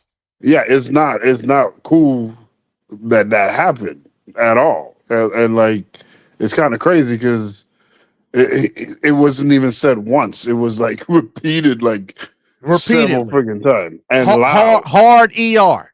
And hard loud, ER. Yeah. In no circumstances is it acceptable or okay for a white person to call a black person. But I'm just saying that part about it. And I don't look at that situation as him being a house nigga. I don't. No? I don't. No, I don't. Because I just explained the concept of the house nigga. And why I disagree with it from a position of how Malcolm X put it. Because it's not historically accurate. So Torre bullshitted when he even said that. There ain't nothing that he said historically accurate. And the way that you know it's not historically accurate, because he said it was a choice for that black man to sign up for ICE and do what he was doing. That in no way, shape, or form is indicative of being historically accurate in regards to what house slaves was. Some bullshit. And I don't even know. I don't know if he black American. I don't know what the fuck he is. You know, that's just me being honest. He obviously don't understand the history. That's just what the fuck it is. And for him to say that, somebody need to whoop his ass. just like somebody need to whoop the ass of that black person. I mean, of that white person. That white guy, right? Yeah. Even if I was out there protesting side by side with you, as soon as I heard that, all bets are off. Yeah. You just killed that parade. Now I got to whoop your ass. I'm going to jail now. ICE gonna detain me for whooping your ass. That's just what it is. You notice he never bat an eye at all on that. The black ICE agent never like said, "Hey, what are you saying?" He never reacted at all. Like he just kept moving. I wouldn't have had a job that day. I wouldn't have had it. Well, yes, I would, because I'm ICE. Yeah, I can beat your ass. Ain't nothing gonna happen to me. Well, the thing with ICE is what's really bad about it is it's a horrible job as far as pay and stuff, and the contract is really bad. Where if they quit before the 5 years, they got to pay back the 50,000. Like that's crazy. Yeah. They're only getting 10,000 a year. That's incredibly ridiculous. So it's a bullshit. It's bullshit. It's a bullshit deal. And they're working. I don't disagree with that. They're working on behalf of white supremacy. That for sure is what's happening here.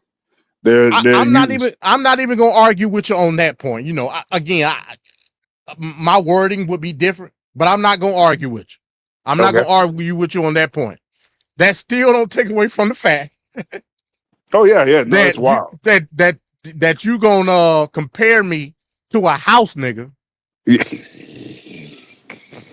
Like, yeah, I mean, because in order for you to say that, you got to have some type of concept of what a house nigga is.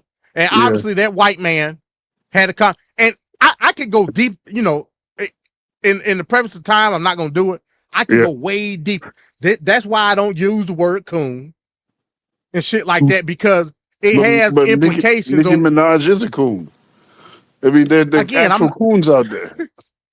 I'm not going to argue with you in the context on how you say it. I'm not. I choose not to use the word based on the historical implications and the origins where it comes from early 19th century, definitely from the Communist Party, just like Uncle Tom, House Nigga, Sambo, all of that shit. So I choose not to use it. I don't trip on nobody using it. I don't. I choose not to use it because I know it comes by way of subterfuge and conceit. You know what I'm saying? That's just what it is. So I choose not to use it. And a perfect example is what that white man saying it, because I can almost guarantee you that he was a lefty loony and he was using it under that context. Yes. Of some type of progress. So it just proved my point. But Torre, you need your ass whooped. Yeah, I don't even really know who this guy is. I done seen him a couple of times on CNN, on what's the face show. Damn, what? The black lady that has the round table. Abby Phillip. Abby Phillip. I done seen a couple of times on that show. Well, Tori used to have a show on MSNBC with two other. Crystal Ball was on it. Tori, Crystal Ball, and another damn provocateur. Another damn provocateur, Crystal Ball. Yeah, but he seemed to like be making light of it, and you know, he's like 1 foot in, 1 foot out type deal. It doesn't justify it because it's dead wrong. He spent no time in like, because the guy just recklessly just yelling, saying the N-word, house nigga N-word. And it's just multiple things just don't make sense. The reaction of the ICE agent, like he didn't hear what he was saying. And the fact that a white guy would just be saying that like that, like there's so many insults you could throw at a ICE agent, like, and like he went there, you know, so that's weird. Yeah. There you go. There you go. He could have said a slew of other things. Yeah. When the video was playing, I'm like, wait a minute. What did I just hear? It took me a while. It took me like I had to hear it 3 times to acknowledge, like, okay, this is really what I'm hearing. And then I was like, okay, it must be a black person saying it, but I didn't see a black person. It wasn't. I didn't see a black person. Hell, you gonna be slim. I mean, you got black communities in Minneapolis. I ain't gonna say Minneapolis is actually. I like Minneapolis as a city. I done been there dozens of times. Mm-hmm. Minneapolis is not a black city. I mean, of course, it's in the north. No, it ain't no black city. But Minneapolis is I would say it's one of the most progressive cities I done been to. You know what I'm saying? Like they real welcoming of a lot of shit. But you calling me a house nigga? Yeah, we about to flip this bitch upside down. That's just what it is. You know what I'm saying?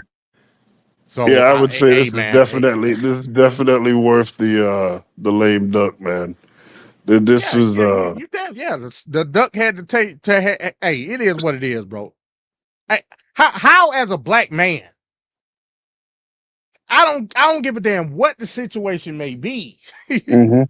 How as a black man you even come up with a concept of that in any reality being acceptable? How?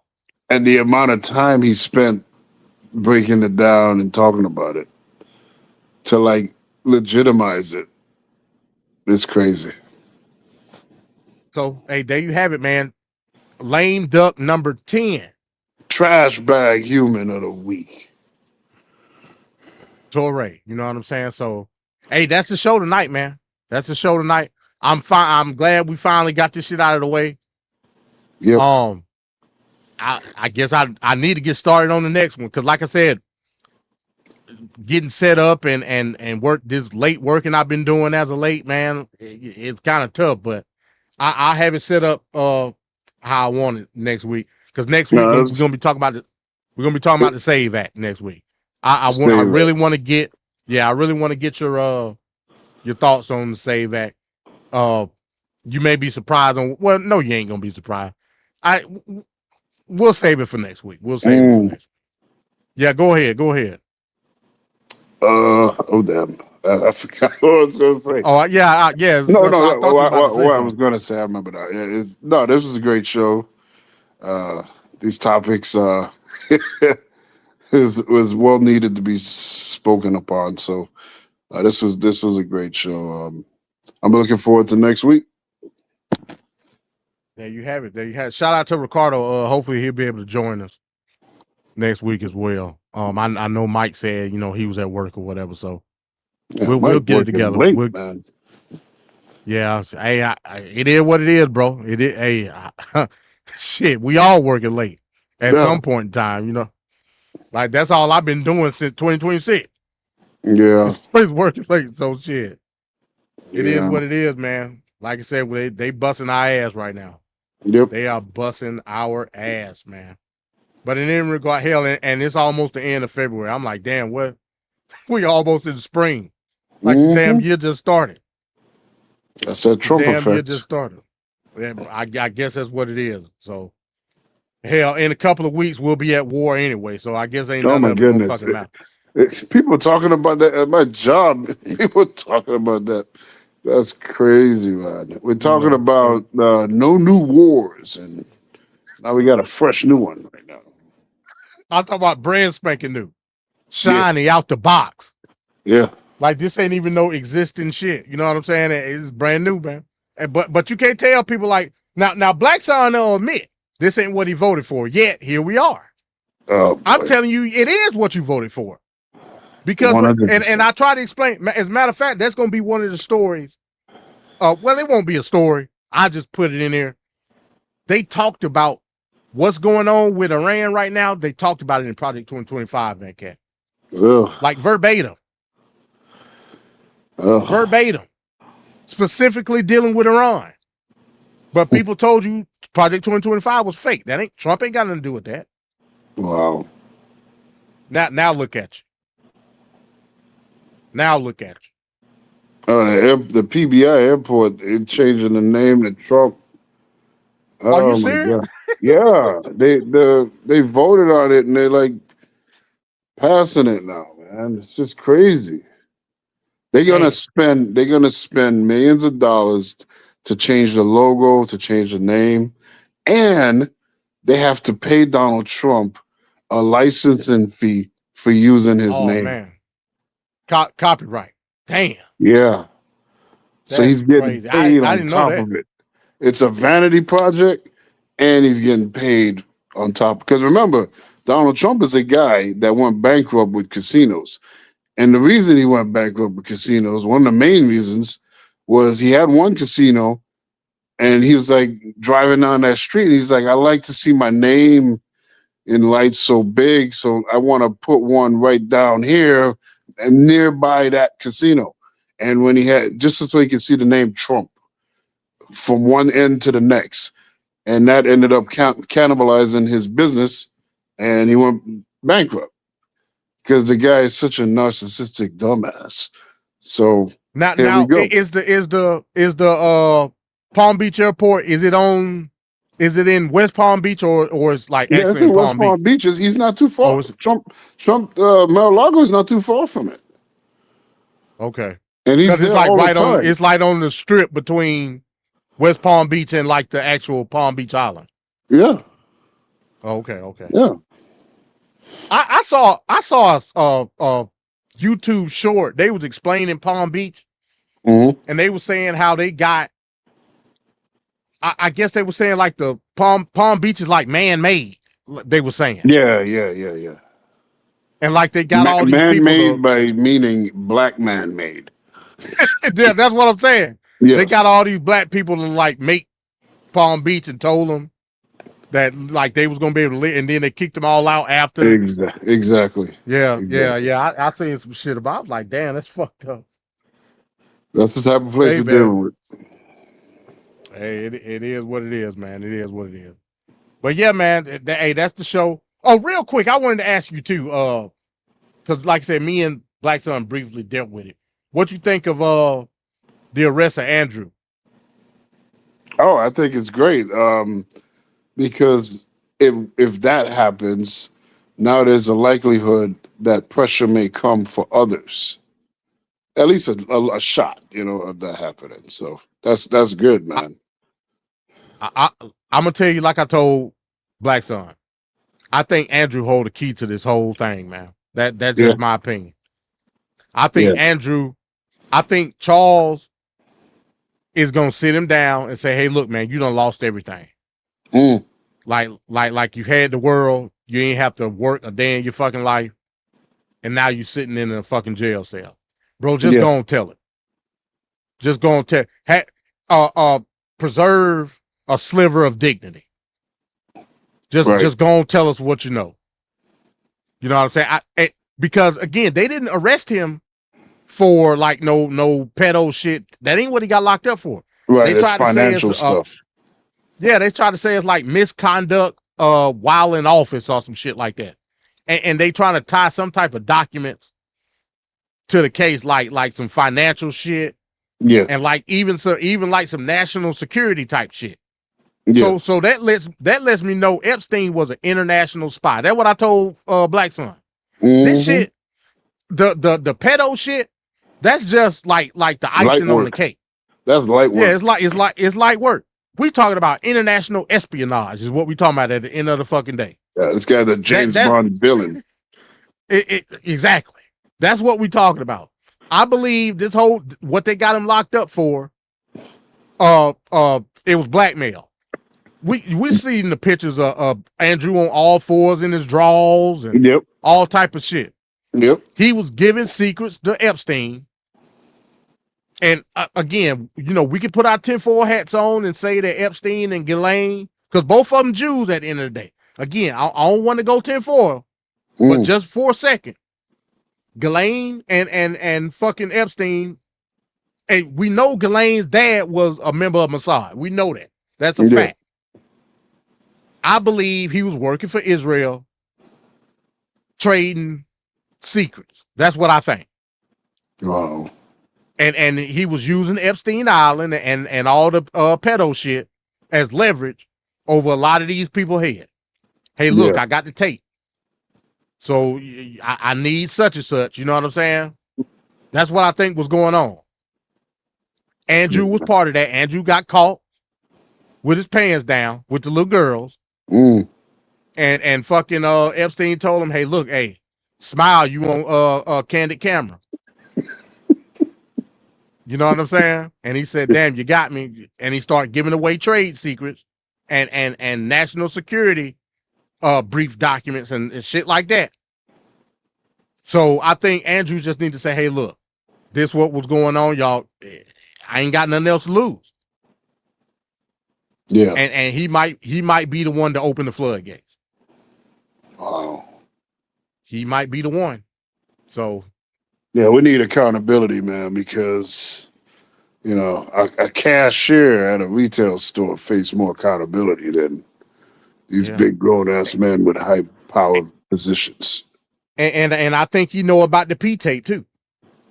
I think you know about the P tape. The Russian P tape. Yeah. And Black Sun was on there talking about, man, you see the Epstein file, you don't see no Russians on there. I'm like, okay, say what you okay. It is what it is. And you might be right from the sense of they might not got caught red-handed, but they definitely a part of it. It may just be on the other side. You see what I'm saying?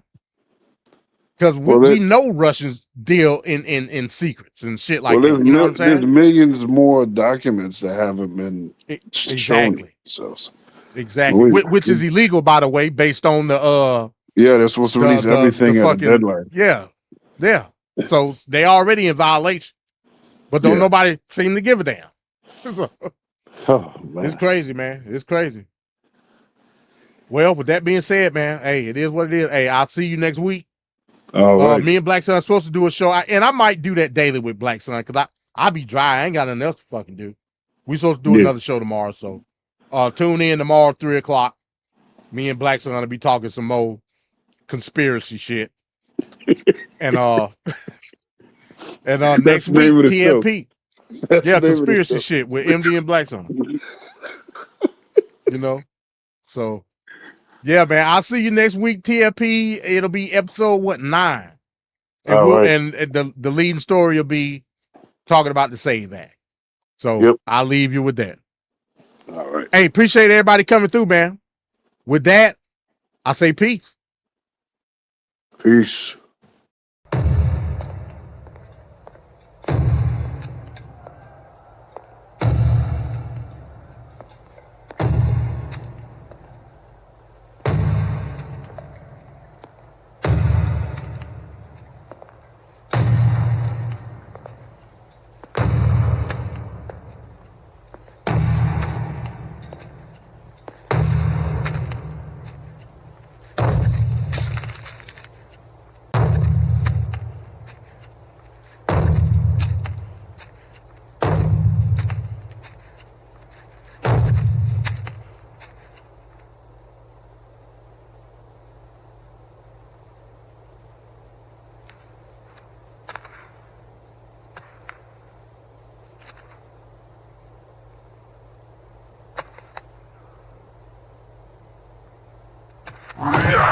Yeah.